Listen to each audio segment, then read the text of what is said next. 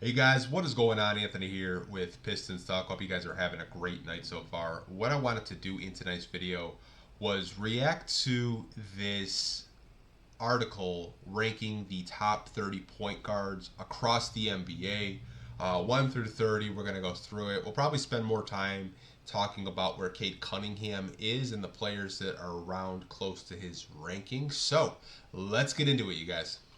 So the article we are going to be talking about today, reacting to today, HoopsHype made an article about the top 30 point guards across the NBA for this upcoming season. We'll talk about each player, where they're ranked individually, and all that good stuff. So let's get into it, you guys. So number one should not come as a surprise to anybody.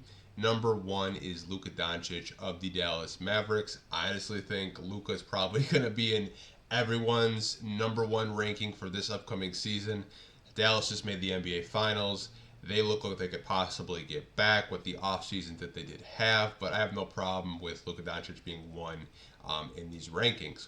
Number two, I think again, most people you could argue if Shea is better than Luka or Luka is better than Shea, but Shea Gilgeous-Alexander, SGA, as some of you guys know him as, from the Thunder, is number two in HoopsHype's rankings. Again, I think this is a very good spot for him. He had a really good season. The Thunder had a really good season, I should say.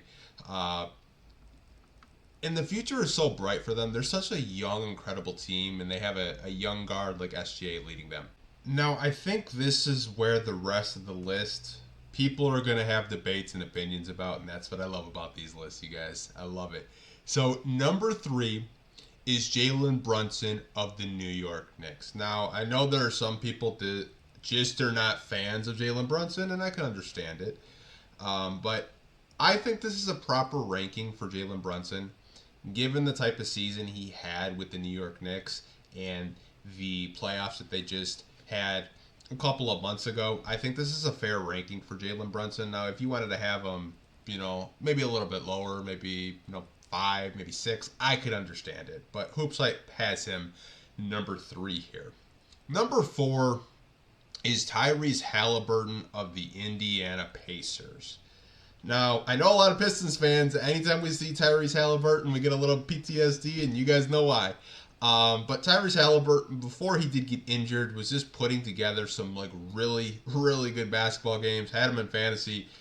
He carried me for the first half of the season. After he came back from his injury, he just was a little bit slower. But again, the Pacers had a really good season. Did really well in the playoffs as well. And they have Haliburton at number four here. Now, this is where I know fans are going to have debates. Even as a basketball fan, even as a Piston fan, they have a four-time champion, Stephen Curry, as the fifth best point guard entering this season. Now, you could debate that Steph Curry is better than Jalen Brunson. You could debate that Steph Curry is better than Tyrese Haliburton. He's a four-time champion. Even last season, he was still putting up really good stats, as you guys can see right here. 26.4 points a game, 5.1 assists, 4.5 rebounds, 45% from the field, and 40.8 from 3 in 74 games. Steph Curry is still a very good point guard. He's still putting up big numbers even at his age, even getting older in the NBA. I still think having him in the top three or even top four for that matter, that's where personally I would have him. But I get, maybe whoever wrote this article wants to be different, wants to have a hot take, but me personally, I think I would have Steph a little bit higher. Number six on this list is a young, upcoming star guard in this league, and it's Tyrese Maxiell from the Philadelphia 76ers. Now, I think this is a really good ranking for Tyrese Maxiell. I think it's a perfect ranking personally. Going into the season, HoopsHype has him as a top six point guard in the NBA. Could he crack top five? Absolutely. He's going to get to play with Paul George and Joel Embiid, Andre Drummond, and Reggie Jackson. Maybe Marcus Morris. Who knows? Maybe they have a reunion. But I think this is a very good spot for Tyrese Maxiell to possibly kind of crack into that maybe 5-4 range, depending on the type of season he has this upcoming season. Number 7 is also a young guard out in the Western Conference that got his season cut short. It's Ja Morant from the Memphis Grizzlies. Now, obviously, Ja Morant only got to play 9 games last year due to injury. I think still having him in the top 10 is the right decision. He could easily crack into the top 5 if he stays healthy and if the Memphis Grizzlies have a good season coming up in a couple of months. I actually really like this for Ja Morant in this ranking. Number 8 is Damian Lillard. Now, whether you like Dame or not, he is an aging guard, much like Steph Curry, but he still put up some pretty decent numbers with the Milwaukee Bucks this past season. 24 points a game, 7 assists, 4.4 rebounds, shot 42% from the field, 35.4 from 3 in 73 games. I think this is more of just like a respect thing right now because having Damian Lillard outside your top 10, you'd probably piss a lot of people off, but I'm okay with him being kind of closer to that 10 range than I am in the top 5 range. Number 9 on this list is a guard in the Western Conference, and it is De'Aaron Fox from the Sacramento Kings. I always thought De'Aaron Fox coming out of college had the potential to possibly be a top 5 point guard. And I think if he keeps stacking the type of seasons that he did last season, he can enter that conversation. But the Kings also have to get back to where they were 2 seasons ago when they were dominating and just winning everything and getting back to lighting the beam. I like this for De'Aaron Fox. Always thought he had top 5 potential if he reached it. So number 9 for him I think is a pretty fair ranking. Number 10 is a guard out of the Eastern Conference for the Atlanta Hawks. It's Trey Young. Now, the Hawks, they're such a weird team, man. They traded DeJounte Murray this past season.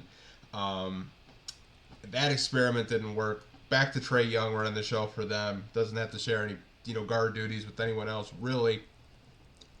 But they have him as a top 10 point guard, which I tend to agree with. If you look at the stats, Trey Young is definitely a top 10 point guard. Almost 26 points a game last season, almost 11 assists, shot 43% from the field, 37.3 from 3 in 54 games. Now, he did have some injuries last year with his hand and his thumb, but I think top 10 for Trey Young is appropriate because when he's healthy and when he's right, he could definitely get into those top 5 conversations. I cannot say statistically. There we go. He can get into those top 5 conversations if he does put up the numbers. And the Hawks need to win some games if you want to have Trey Young in those top 5 conversations as well.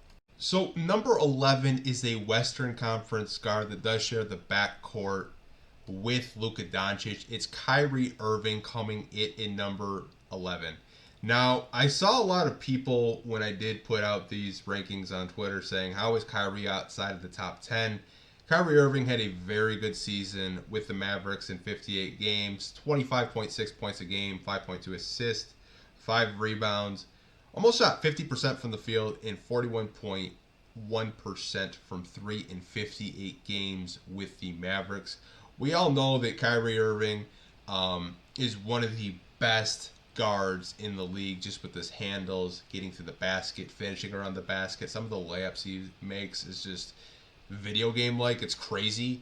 But I tend to agree. I think you could have conversations about Kyrie Irving in the top 10. He does come in here at number 11 for HoopsHype, which I kind of disagree with. I think you could make room for him in the top 10. You could definitely argue and debate it.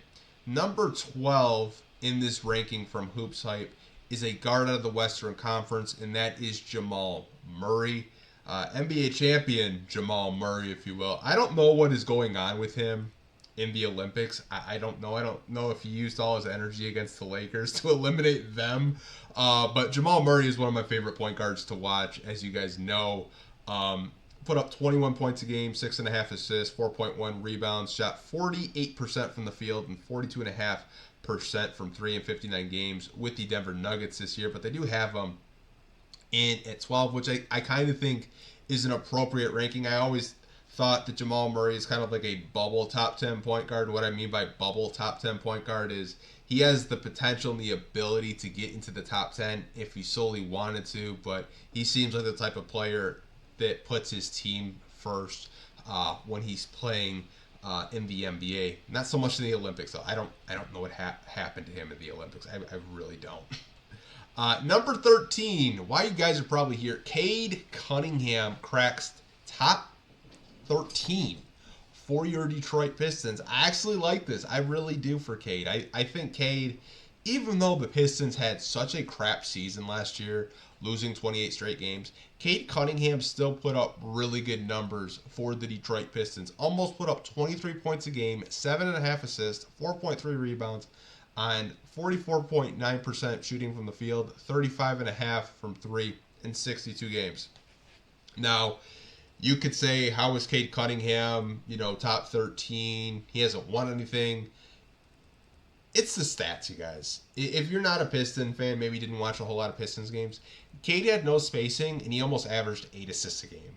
I think it's really telling from HoopsHype that they have him in the top 13 as a point guard, because you guys are going to see who Kade kind of beat in these rankings from HoopsHype. So number 14 is a guard out of the Eastern Conference, and it is LaMelo Ball from the Charlotte Hornets. Now, LaMelo Ball had his season cut short, only played 22 games this past season, but still put up almost 24 points a game, 8 assists, 5 rebounds on 43% shooting, 35.5 from 3 in 22 games with the Charlotte Hornets. But see, this is where it gets dicey. Like, people are going to have conversations. Is Kade Cunningham better than LaMelo Ball? And I know you guys will do that in the comment section as you guys are watching this right now. LaMelo Ball, top 14 point guard from HoopsHype. Number 15 is a guard out of the Western Conference, James Harden for the LA Clippers. Now, James Harden has definitely declined quite a bit, but he's still one of the best facilitators in the NBA. I think we can all agree there. It's not the James Harden from Houston that was averaging almost, it seemed like 40 points a few years ago when he was just going berserk for the Rockets. But this past season with the Clippers, in 72 games played, he was putting up 16 points a game, 8.5 assists, 5.1 rebounds, 42.8 from the field, 38.1 from three for the Clips. I think this is a good ranking for James Harden. Now, like I said, he's not the same player he used to be when he was in Houston, when he was just going crazy. But he still has a lot left in the tank, and I think 15 is pretty appropriate for a player of his stature and this late in his career. Number 16 is Derek White. Interesting that they have Derek White 16. I probably would have had Drew Holiday here, but Derek White does come in at 16 for the Boston Celtics. I know there's a lot of controversy with his name right now, not so much because of his playing ability, but because he got chosen over Jaylen Brown for the Olympics for whatever reason. I don't know, but they're doing pretty well with Derek White, I would say. 15.2 points a game this season for the C's, 5.2 assists, 4.2 rebounds, shot 46% from the field, 39.6 from three in 73 games for the Celtics. And I always said that I thought he's just the ultimate glue guy for the Celtics. I think top 16 is a pretty good ranking for a guy that I think some people viewed as a role player, but he seems like such a good fit for the Celtics for what they want to do. Number 17 in this ranking is Darius Garland, which I was honestly surprised by. I was surprised that they had Darius Garland this low. Now, obviously, he had kind of a regression this past season. Now, was that due to sharing a backcourt with Donovan Mitchell? Maybe. Put up 18 points a game, 6.5 assists, 2.7 rebounds, shot 44.6 from the field, 37.1 from three in 57 games with the Cleveland Cavaliers this season. Now, I will say this. I think when Darius Garland is right, he has the ability and the potential to crack the top 10. That might sound like a hot take, but that's just how high I am on a player like Darius Garland when he's right. If you guys ever watched him play, if you're a Cavs fan watching, or maybe you're a Piston fan that has gone to a game against the Cavs, he's a very good point guard. So I was kind of surprised that he did slip outside of the top 10. Number 18 is Drew Holiday from the Boston Celtics. Now, here's my thing with this rankings. I think Drew Holiday deserves a little bit more respect. This is a two-time NBA champion, one of the best perimeter defenders in the NBA still, given his age. Put up 12 and a half points a game, 4.8 assists, 5.4 rebounds, shot 48% from the field, 42.9 from three in 69 games with the Boston Celtics this past season. I think Drew Holiday at least deserves top 15 recognition in my personal opinion, but HoopsHype has him here at number 18. Number 19 on this list is DeJounte Murray from the New Orleans Pelicans. If you guys didn't know, DeJounte Murray is going to be playing with the Pelicans this year. He shared the backcourt last season with Trey Young, obviously. You guys know that. Put up 22 and a half points a game, 6.5 assists almost, 5.3 rebounds, shot 45.9 from the field, 36.3 from three in 78 games played with the Atlanta Hawks. Now,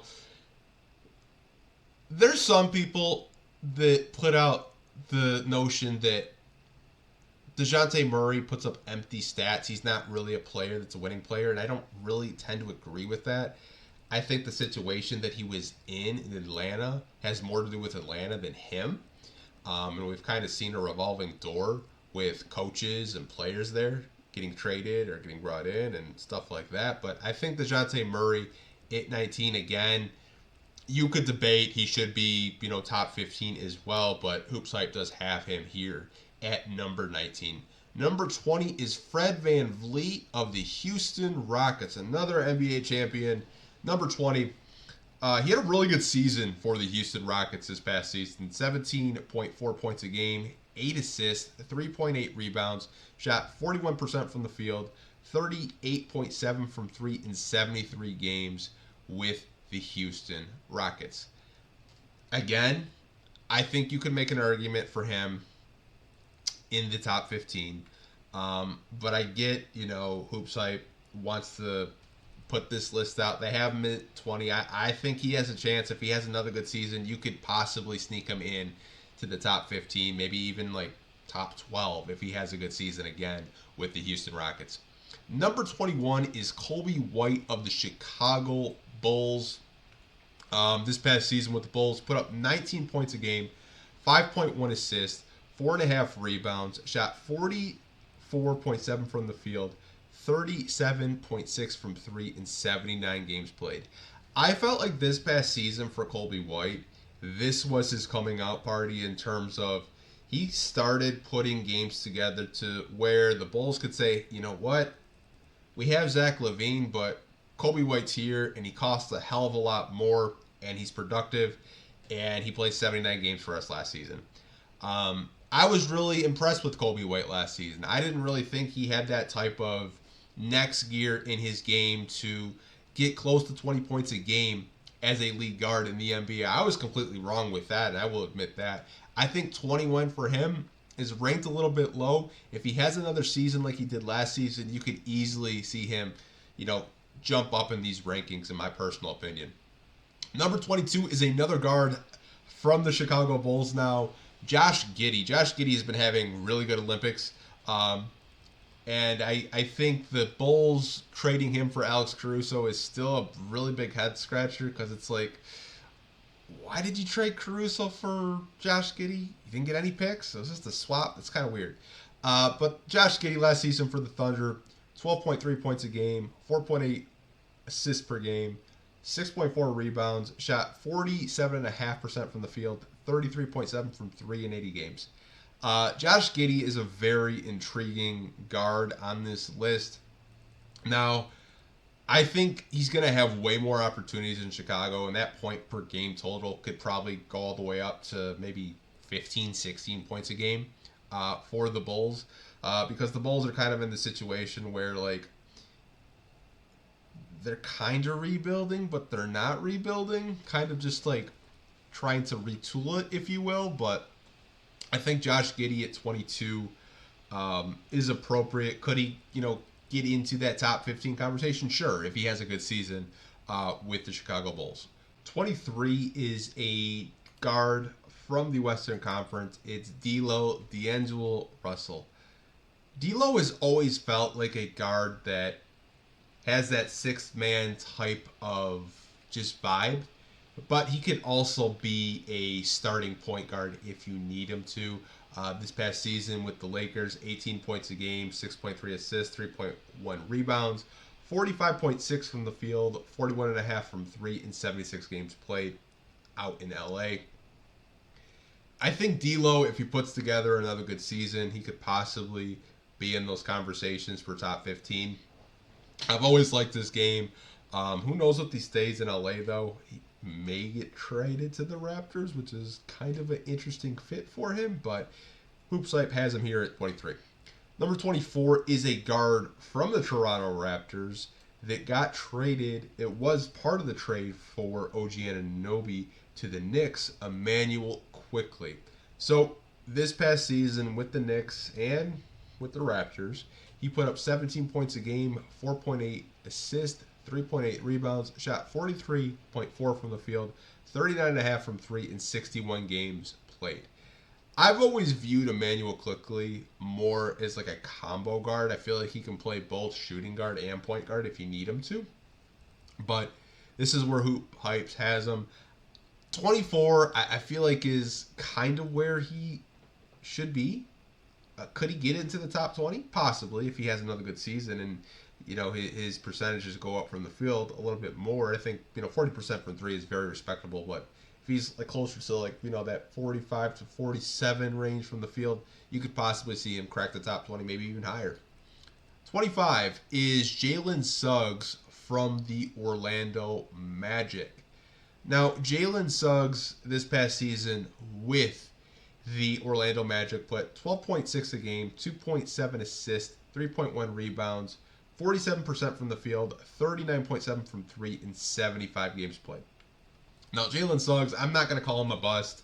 I know some fans are kind of giving him that bust label. I think he's just taking a little bit longer to blossom and, put up those, top 5 projection numbers that a lot of people coming out of the draft kind of labeled him as like this superstar guard. But I think he had a pretty good season with the Orlando Magic. They have him at 25. I think for him to get into the top 20, you're going to have to get those assists up. You're going to have to, put up more points a game. But I think he does have the potential. Don't really know if the Magic want him to be an everyday point guard. Don't know what their plans are for Anthony Black. They didn't re-sign Markelle Fultz. So they have a lot of options for the point guard position for them. But they have Jaylen Suggs here at 25. 26, they have Marcus Smart from the Memphis Grizzlies. Now, Marcus Smart, one of the best perimeter defenders in the league, even though he only played 20 games last year because he did have an injury and he was out for basically most of the season. Still put up 14 points a game, 4.3 assists, 2.6 rebounds, shot 43% from the field, 31 from three in 20 games with Memphis. I think this is a good ranking for Marcus Smart. He's not a guy that's an everyday point guard. He's not a guy that you're asking to play high 30s. He's more of that six-man type of guy off your bench, the energy guy, one of Memphis's best defenders. So I think 26 is fairly appropriate for Marcus Smart. And I don't really see him, going too much higher in these rankings. Couldn't see him as a top 20 guard unless he just averaged like 20 points a game. I just could not see that. But I think 26 is a pretty fair ranking for him. 27, they have Mike Conley from the Minnesota Timberwolves. I feel like Mike Conley's been playing basketball since I was like 10 years old. He's been in the NBA for so long. But this past season with the Timberwolves, he put up 11.4 points a game, 5.9 assists, 2.9 rebounds, shot 45% from the field, 44.2 from three in 76 games played for the Minnesota Timberwolves. He's just been one of those guys in the league that has been severely underrated. He doesn't really get talked about enough. I think 27 is actually kind of low for him. I feel like you could have him possibly in that 25 to 23 range, but hey, man, it's going into this upcoming season. They have him at 27. 28, they have Terry Rozier, Scary Terry of the Miami Heat. This past season with the Heat, he put up 19.8 points a game, 5.8 6 assists, 4 rebounds, 44% from the field, 36.3 from 3 in 61 games played. So Terry Rozier, I'm kind of confused by, because he put up the numbers. He did pretty well, but they have him almost dead last in terms of rankings. I probably would have had Terry in my top 20, if I'm being honest with you guys. I think Terry Rozier is severely underrated. I don't think he's really appreciated too much. If it's, because he, had kind of like I don't want to say he had a bad season last season. He had a pretty productive season. Wasn't like what he was doing like in Charlotte when he was just going absolutely berserk off the bench. But I thought Terry Rozier had a pretty good season. I think 28 is really, really low for a player like him. But I know you guys will let me know if I'm tripping or not. Number 29 is Scoot Henderson. He was a very high lottery pick last year for the Portland Trailblazers. HoopsHype has him coming in at number 29. He put up 14 points a game, 5.4 assists, 3.1 rebounds, shot 38% from the field, 32.5 from 3 in 62 games played. Now, he had a really, really up and down season. I saw the bust word come out of a couple fans' mouths thrown on Twitter this past season because he got drafted as high as he got drafted. I think Scoot is still figuring it out. I think there's a lot of potential. I was a guy that was very pro Scoot going into his draft class and his draft year. I'm still on Team Scoot. I still have some stock in the Scoot Henderson fan club, if you will. I think 29 is appropriate given the type of season he did have last year. Shooting, under 40% from the field as a point guard is not good, but hey, that's where he is. Number 30 in the last guard on this list is Andrew Nembhard from the Indiana Pacers. The fact that he made it in the top 30, shout out to him. I felt like he had such a great season last year. Put up 9.2 points a game, 4.1 assists, 2.1 rebounds. Shot 49.8 from the field, 35.7 from 3 in 68 games played with the Pacers. Now, I think he could easily get into the top 25 conversations if he has another good season. He just got a contract extension from Indiana as well. He's a guy that I think maybe not a lot of people know about, but they're going to get to know him because the Pacers are going to be a very good team in the Eastern Conference. He's just a glue guy. He's a dog. Love him on both ends of the basketball court. But that's where they have him in at for number 30. Let me know what you guys think of these rankings from HoopsHype. Talked about each player a little bit. I know it was a little bit long, 28, 30 minutes. I guess it was a podcast. I guess it's a short podcast for you guys this week about HoopsHype player rankings. But talk to me down below in the comment section what you guys think of these rankings, what you think of Kade Cunningham being the 13th ranked point guard going into this season. Do you like it? Do you think it's too low? Do you think it's too high? Talk to me down below in the comment section. Like always, hope you guys are staying safe. Take care. I'll catch you guys in the next video. Peace.